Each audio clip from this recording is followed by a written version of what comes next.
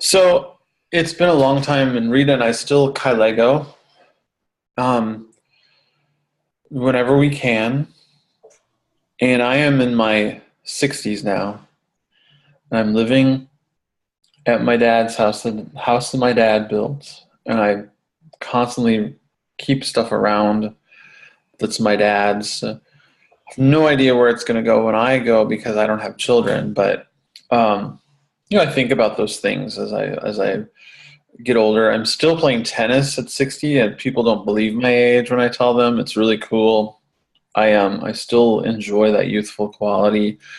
Um, I have my knee pain and my joint pain every once in a while, but I don't let it get to me. I know it's a marker, and it tells me, okay, Scott, yeah, it's okay for you to rest. It's okay for you to do this. Um, but it's fun. I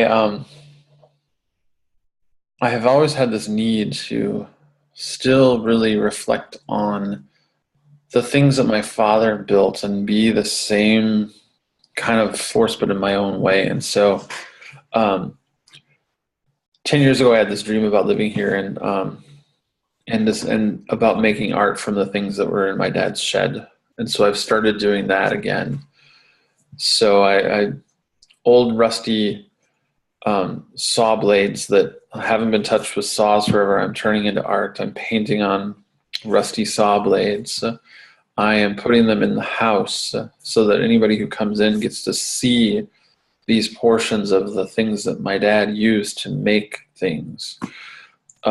It's like he's still here in this house, and I've kept it that way. I haven't changed this so much because it's like my parents and my father and my mother are still here. The books that my mother read, I've been reading a few of them. We have different taste in books, but um, I've kept those things here. And I don't know why, because the old me probably would have gotten rid of a lot of this stuff, but I've kept things here for a while. I've kept the puzzles here that my mother worked on. She loved puzzles, like manageable puzzles, 300-piece puzzles that were not like take 4 weeks to put together. Um, and then mixing and melding my own things. I did get rid of a lot of the antiques because it's just, I'm not an antique person. What are you going to do with these things? But things that like I knew that they loved, not out of family obligation, but things that they did, I kept around. And but yeah, I'm making art out of my dad's old tools. I'm painting on things. I am painting the old stuff, the old rusty metallic things that he left by the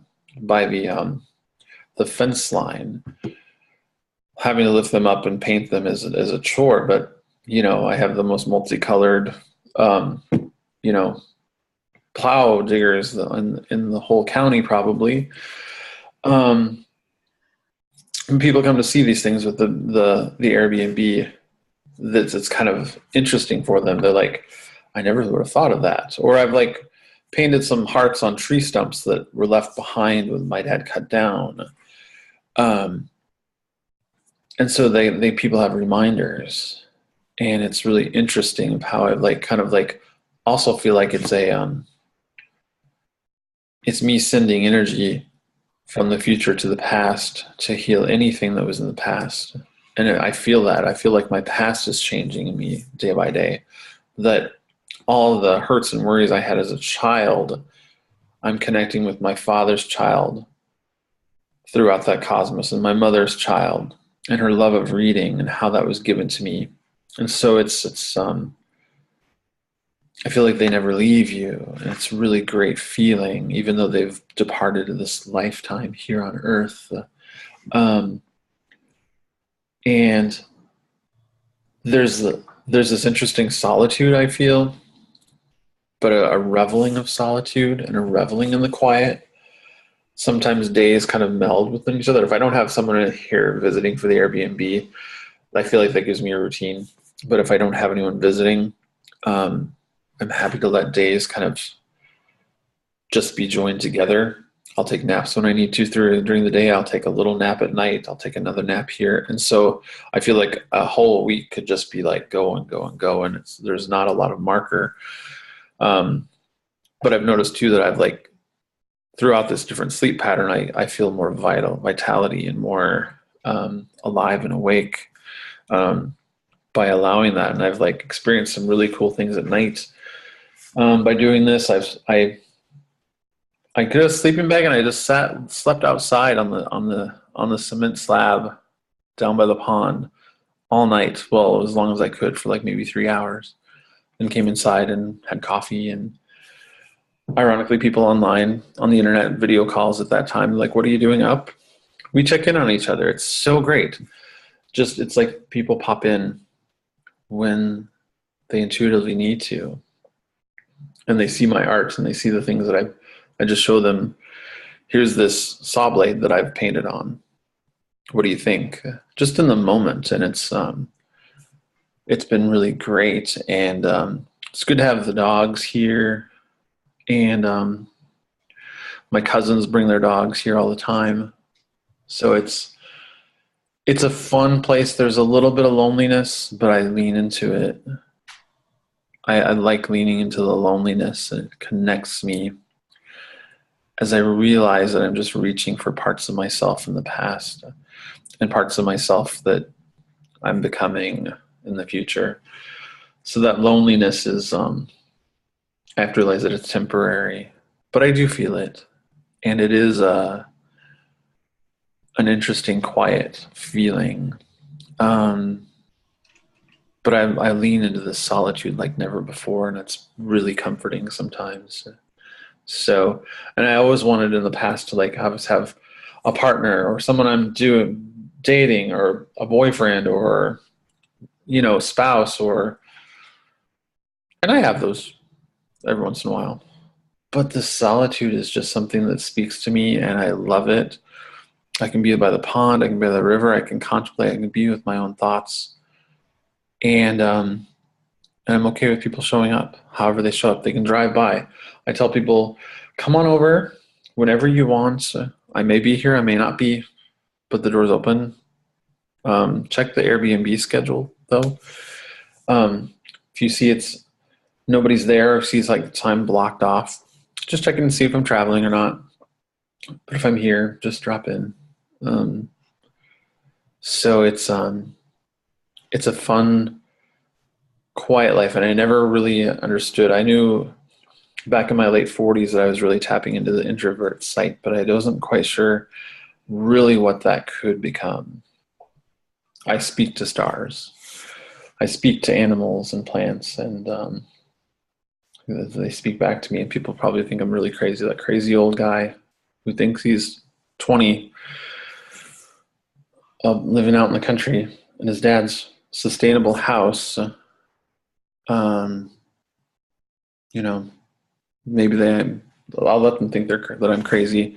I'm having the time of my life, and it is my life. And I have all I need.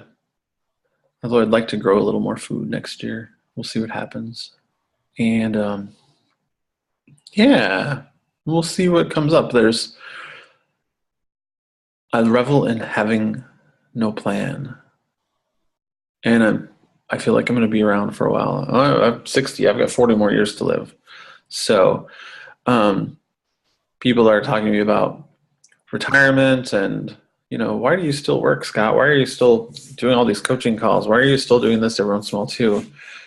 I said, well, because like people pay me money and they want to, and I can do, they don't know that I work like maybe like 8 hours or 9 hours, 10 hours a month, and I'm sustaining myself because people pay me money. So it's not really working, it's just playing. But I still do it. I'm still around, I'm still kicking. And then I still have these quiet times. So it's growing old, I used to fear. I used to really fear growing old, and it's not so bad because I don't feel like I'm growing old. And my hair might be gray, and the next day I can like go to Kirksville and say I'd like it to be blonde. Try that for me. They'll be like, are you serious? They look at me like, really? Or unless I say, oh, okay, well, turn it white gray because I still have hair. and that's it. It was fun. I still have hair. That's all we need to say. I still have hair. Imagine, I have like friends my age who don't have hair. Oh yeah. That was interesting. That was cool. That was cool. I don't know what's going to happen at that time. I think about it a lot. Yep. Okay, I've got some things to add to that. Okay. How many minutes do you want? 5 seems good. Okay. Okay, go. So I remember back when Scott and I were pretty early in our Kylegoing, and he had talked. One of the times he went way into the future when he had already moved into his parents' home. This thing that he had thought about for a long time and expected to happen, and now here we are. He's there, and it's so interesting to remember back to the things that he was saying back then and watch how things were almost spoken into existence, as well as the things that he just didn't, it just wasn't part of reality yet, so he never touched on.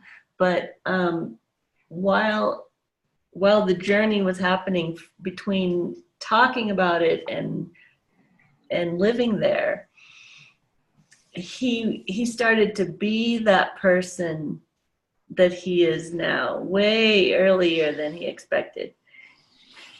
And so he knew that moving into the house that his father built would, and his mother's presence, his parents' presence are there. He knew that it would change him in certain ways. And that was almost like, oh, well, I don't have to wait until I'm 60 to be that. I can be that now. And it doesn't depend on the place where I am for me to change into that.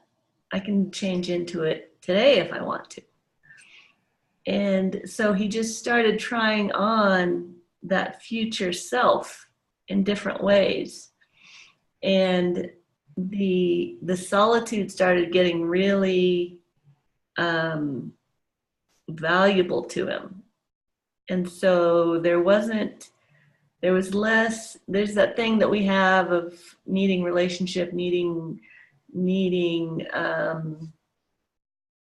excitement of a new relationship, or that just became just a non-issue. And then when he would meet someone new, they would feel that open space of, oh, you're not needy of this. And that feels really good. You don't care if I call tomorrow or it takes me a week to call you back. You're totally secure in yourself, and it doesn't matter what I do. This is what the new loves, new boyfriends, new friendships feel from you. And it's just such a freedom and such an unusual thing. So not only is there that, then when they are with you, they feel seen accurately. And oh my God, who does that? Almost nobody.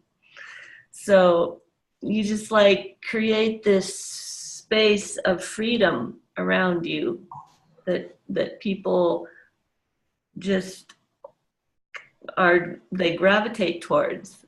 And you can like put up the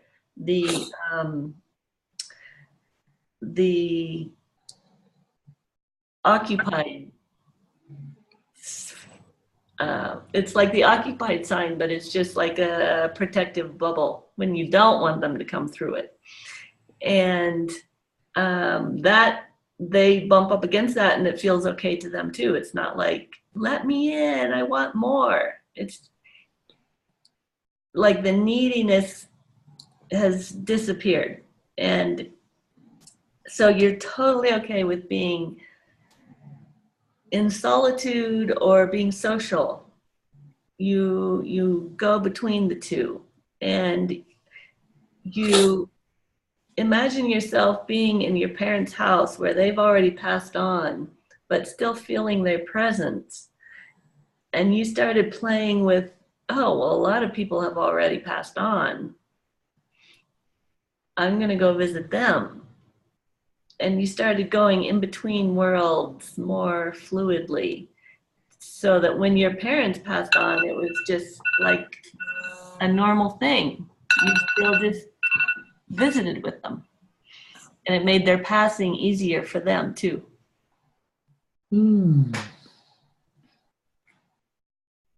Great. Wow. Wow. I don't I know don't want why. to say too much. I just want to watch this afterwards. Yeah. Yeah, we were about a minute or an hour and something. No, it's not about the time. It's just about kind of the feelings that I'm kind of coming up for me, and Mm-hmm. don't know what I don't want to put a name to them yet. Yep. Okay. So it's one of those things. It's like I'm just gonna feel it. It's kind of cool. I don't know what it's about, but All right. Good. something's speaking to me. Okay. Just gonna let it. Nice. Yeah.